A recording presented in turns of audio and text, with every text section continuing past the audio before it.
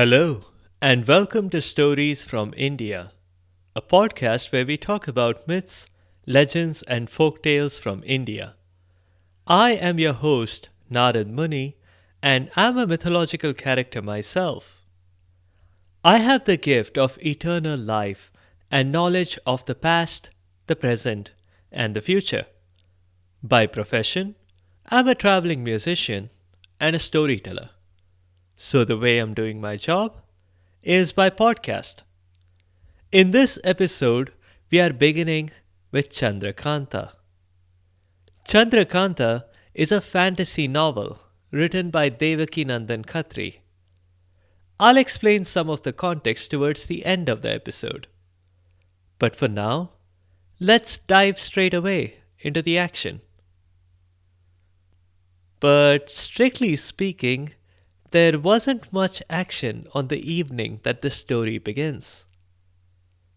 This evening, two men were sitting on some rocks overlooking a vast field. A horse was tied to a tree near them. 15 miles. That's all that separates our kingdoms, the first one spoke. He was Virendra Singh. His buddy was Tej Singh.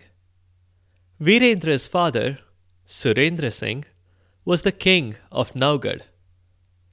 Given Surendra was the ultimate boss or super employer of everyone in Naugarh, it should not come as a surprise that Tej's father, Jeet Singh, was employed by Surendra as well.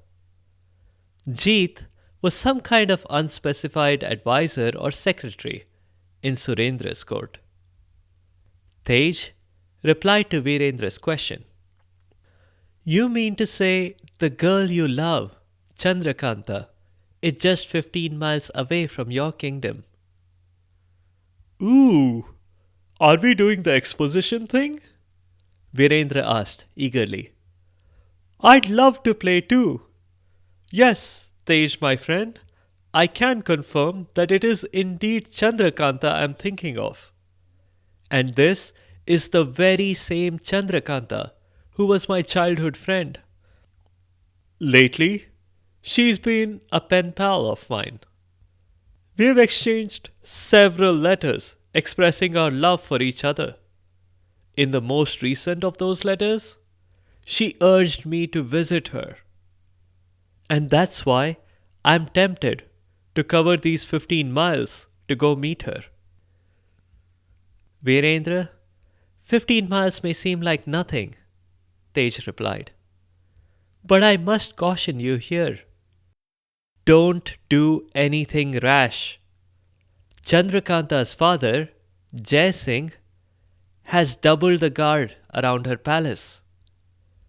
He has issued orders to shoot you on sight. No doubt, he has done this under the influence of his evil minister, Kroor Singh. That's very disturbing, Tej, Virendra replied. Yes, his buddy said, shaking his head. The poor girl must feel like she's on house arrest.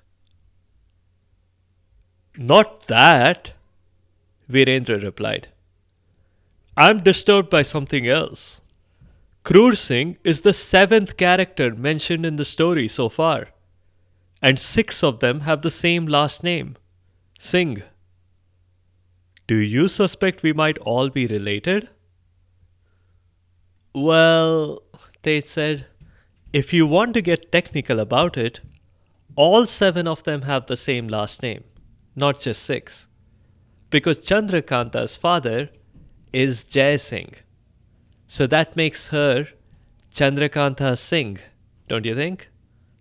But the princess goes just by her first name. To get even more technical in answering your question, yes, we are all related. We all did evolve from the same simian ancestors, according to the famous biologist Darwin Singh. So yeah, we are all really related. But you've got no worries. You aren't related as far back as the archives go. That satisfied Virendra for a bit. But he really wanted to meet Chandrakanta. Can't I meet her for just a few minutes? My poor nightingale must be weeping her heart out in her cage. Tej Singh sighed and replied, I can take you to meet her, sure. But let's do this in steps. I bet Kroor Singh is waiting to catch you sneaking in. Let me at least scout out the area. Also, I don't really understand what your nightingale has got to do with Chandrakanta. Tej Singh was not really familiar with the concept of terms of endearment. Virendra reluctantly agreed, and Tej dashed off. Within a moment or two, Virendra could no longer see him. This wasn't just because it was getting darker. There was a bigger reason. Tej had dashed off like the wind because he was as fast as the wind. Tej was an Ayyar. An Ayyar is a person who can move very quickly and who's an expert at disguise and has an intimate knowledge of chemistry. The ability of an Ayyar to move quickly might remind you of Dash from The Incredibles, or the Flash from DC Comics, or maybe Quicksilver from the X-Men. But those analogies are a little extreme. An Ayyar can move quickly, but not quite in a blur. An Ayyar is closer to Sherlock Holmes, given Sherlock Holmes was also a master of disguise and had deep knowledge of chemistry. We'll cut over the action now to Kroor Singh's home. Kroor was sitting in his dirty business room, where he often hatched his most evil plans. To complete the picture, he did have a cat on his lap, like many a James Bond villain. Kroor Singh also had the obligatory shark tank that he could dip his guests into. He was also waited on by obligatory evil henchmen, who, in accordance with their master's insistence, would greet him with a "Hail, Kroor Singh." Well, you get the picture. Kroor Singh was a wicked guy, rotten to the core. Unfortunately for the world, he was also powerful. A lot of his powers came from Ayyars of his own. He had two, Nazim and Ahmed, and these were the two people he was now talking to. 15 yards. That's all that separates me from her, Kroor Singh said. Ahmed replied, Princess Chandrakanta's palace is 15 yards away from yours, sure. But the palace itself is large. You have to factor that in. Your house is 15 yards from the east wing, and her bedroom is in the west wing. Also, she's on the 4th floor of the palace. So you have to take the hypotenuse when calculating the distance. Ahmed had always been a little pedantic. Kroor Singh glared icily at Ahmed for a bit, and then said, If you're quite finished with your boring old mathematics that no one asked for, may I resume my exposition? When Ahmed sheepishly nodded, Kroor Singh continued, I have loved Chandrakanta for a long time now. I sent her many letters expressing my love to her. She did not respond to even a single one. Maybe she's too shy to admit that she likes you too, Nazim suggested. No, I wish that were the case, but it's not. It's that other guy, Prince Virendra from Nowgad. Just because he's a prince. And me, I'm just a minister. Technically, you're not the minister either. Your father is, Ahmed corrected. Another Singh, I'll bet, Kroor Singh muttered. What? Asked Nazim and Ahmed, not understanding the context. I don't know why I said that, Kroor said. I thought that's something Virendra might say about how all the characters in this story are named Singh. Anyway, let's move on with the story. I want to make Chandrakanta my queen. You mean you want to make Chandrakanta make you her king, right? Since she's already a royal and you are not? Ahmed asked, pedantically. Kroor Singh brushed this aside and continued. I already warned the king about Virendra. He doubled the guard around Chandrakanta's rooms and gardens. But it won't be enough to stop his IR. I'm a little stumped here, and my to-do list is growing out of control. He waved around a long list. Nazim took the list from him and read it. Number 1, become king. Number 2, marry Chandrakanta. Number 3, punish Jai Singh. Number 4, punish daddy. Number 5, become a minister. Number 6, punish Virendra. Number 7, punish Tej Singh. And number 8, swim in royal treasury like Scrooge McDuck. Nazim was thoughtful for a minute and then continued addressing Kroor Singh. You might need to sequence this differently. Are you sure you want to become a minister after you've become the king? Give me that, said Kroor Singh, and hastily began scribbling on his list. Nazim said, If I may be bold enough to suggest, I recommend we focus entirely on Tej and Virendra. If you succeed, you will get into Jai Singh's good books. And when your father passes away, which might be any day now, Jai Singh is sure to ask you to become minister in his place. That seemed all right with Kroor Singh. Nazim continued, I will help you get Tej.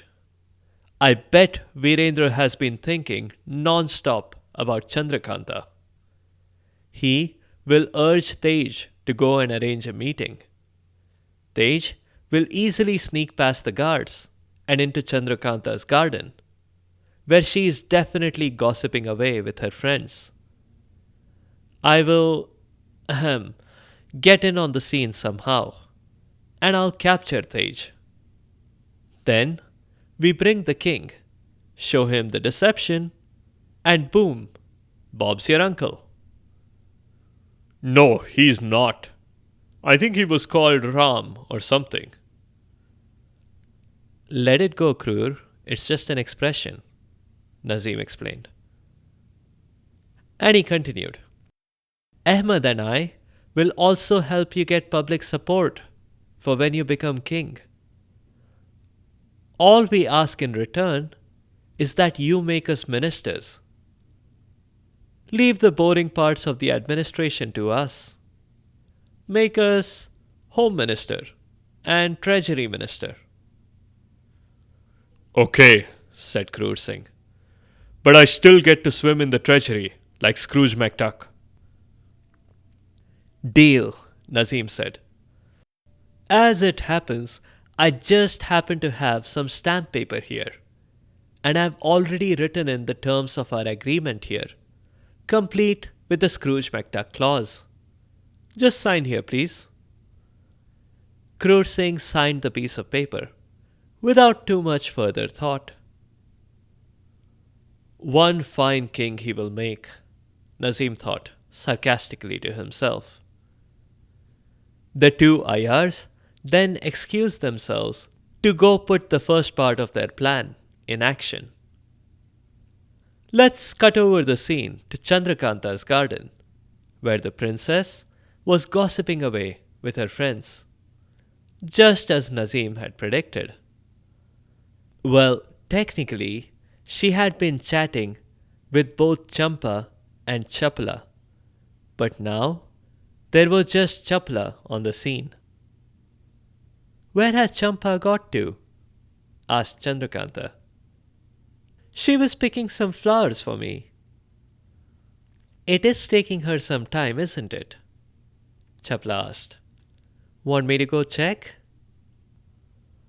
No, said the princess. I think I hear her coming now.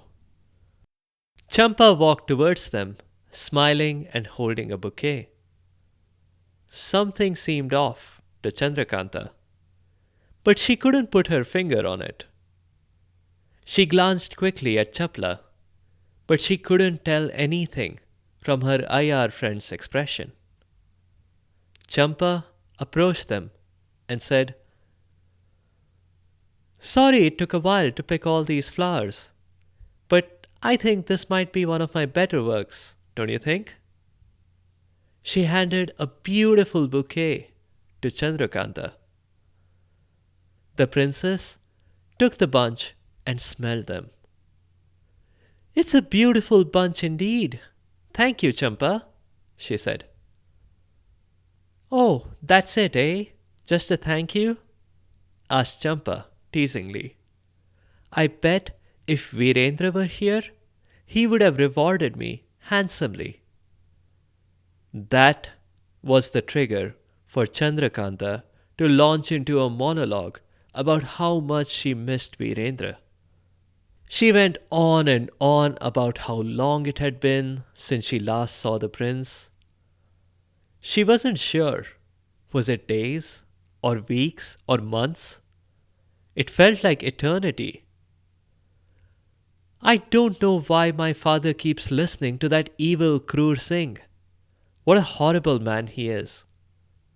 Now there are guards everywhere. Even if Virendra or Tej wanted to, they couldn't enter. I bet even the secret entrance is guarded now. Champa thought to herself, Secret entrance. Go on, this is very interesting. Kroor Singh will love to hear all this. Technically, this was not Champa thinking to herself. This was Nazim in disguise. That was why it had taken Champa so long to get the flowers. Nazim had interrupted her and knocked her out. When you're a chemistry expert, as all IRs are, it's very easy to knock someone out if they're smelling flowers in the garden. All you have to do is spray one of the flowers with chloroform, and the victim does all the hard work for you. The real Champa was unconscious in an obscure corner of the garden, and Nazim here was excitedly listening in. He stealthily adjusted the hidden microphone in his blouse to ensure clearer reception and looked on at the princess with real excitement in Champa's eyes. We'll leave it there on a cliffhanger and pick up the story in a later episode. A few notes. Like I said earlier, Chandrakanta is a fantasy/science fiction novel. It's in the public domain now. I've linked to Devaki Nandan Khatri's original text in Hindi. Check out the link in the show notes. Wikipedia describes it as a fantasy novel, but I must say it's closer to science fiction than fantasy, because some attempt is made to explain Ayari. While it's neither mythology nor folklore, the novel is very much in the theme of everything else we do talk about on the show. a medieval Indian setting, kings, princes, princesses, evil advisors, and humans with special abilities, thanks to some chemistry. There will be many more episodes before we cover everything in even just the first book. Khatri also wrote several other books. Chandrakanta got a bit of a cult status with children from the 90s because it had been made into a TV series. There are some differences from the show, which I will highlight as we cover more of the story. The TV show leans more towards fantasy, whereas the novel makes at least an attempt to imply science behind Ayari, rather than using a deus ex machina like magic. At this early point in the story, I think it's best if I avoid saying anything more. In the next episode, we are back to folktales again. It's been a long while since we did one from Assam, and we've had a listener request one. So that's what we'll cover next week.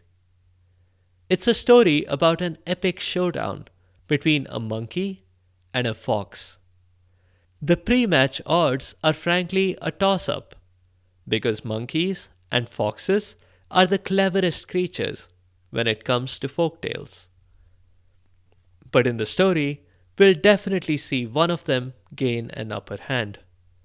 If you have comments or suggestions, or if there are particular stories that you would like to hear, please do let me know by leaving a comment or a review on the site sfipodcast.com or tweet at sfipodcast. You can also find me on Instagram and Facebook. Be sure to subscribe to the show to get notified automatically of new episodes. A big thank you to each and every one of you for your continued support and your feedback. The music is from purpleplanet.com. That's purple-planet.com. I'll see you next time.